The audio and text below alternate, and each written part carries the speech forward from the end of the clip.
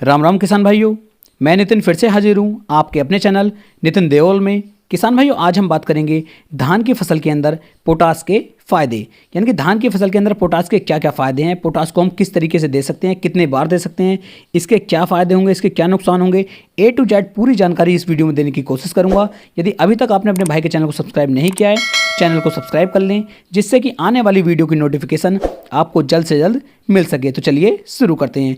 किसानों, ये पोटास जो है हमारे धान की फसल के लिए एक बहुत ही अहम योगदान रखता है। जिस तरीके से नाइट्रोजन, फास्फोरस और पोटास हमारा तीसरा तत्व है, जिस तरीके से इन तीनों की आवश्यकता पड़ती है, उसी तरीके से किसान भाइयों जहां पर आप नाइट्रोजन और फास्फोरस डालते हैं, वहीं पर आपको पोटास की आवश्यकता भी अपनी धान की फसल के अंदर अवश्य पड़ती है। और इसका यदि मैं उपयोग की बात करूं तो धान की फसल के अंदर आप पोटास को लगभग 2 बार आपको डालना चाहिए। एक समय पर किसान भाई जब आप धान की फसल की रोपाई करते हैं, उस समय पर आप पोटास का उपयोग कर सकते हैं। और दूसरा किसान भाई, जब आपकी धान की फसल के अंदर बालियां बननी शुरू हो जाती हैं, उस समय पर आप पोटास का उपयोग कर सकते हैं। इसके क्या क्या फ़ायदे हैं उसके बारे में बात कर लेते हैं। किसानों, यदि आप पोटास का उपयोग अपनी फसल के अंदर करते हैं तो ये तने को बहुत ज़्यादा मजबूत कर देता है, जिससे जो है आपका पौधा आसानी के साथ नीचे नहीं गिरता है। गर्मी में सर्दी से और सर्दी में गर्मी से आपकी फसल को ये बचाता है और रोग प्रतिरोधकता जो हमारी क्षमता होती है फसल की, उस क्षमता को ये काफ़ी ज़्यादा बढ़ा देता है। इसके साथ साथ किसान भाइयों, आपकी फसल के ऊपर लगातार ये चमक बना करके रखता है, पूरी फसल आपकी बहुत ही सुंदर दिखाई देती है।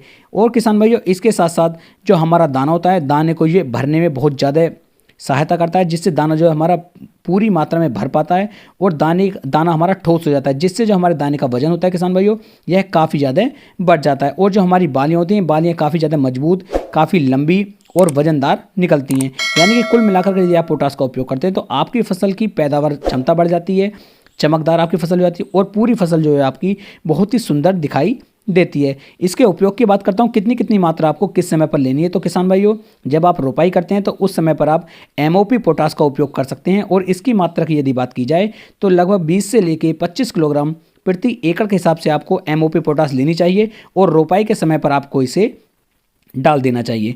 उसके बाद किसान भाई, जो हमें दूसरी बार हमें पोटास का उपयोग करना है, तो वो उपयोग आपको करना है जिस समय पर आपकी धान की फसल के अंदर जब बालियाँ बननी शुरू हो जाती हैं, उस समय पर आप MOP पोटास का उपयोग कर सकते हैं। और उस समय पर आप पोटास का उपयोग कर सकते हैं। और पोटास इस समय पर आपको किसान भाइयों NPK 0050 का जो हमारा ये स्प्रे आता है, वो आपको लेना होगा। और इसकी मात्रा किसान भाइयों लगभग 1 से लेकर 1.5 किलोग्राम प्रति एकड़ के हिसाब से आपको लेनी है।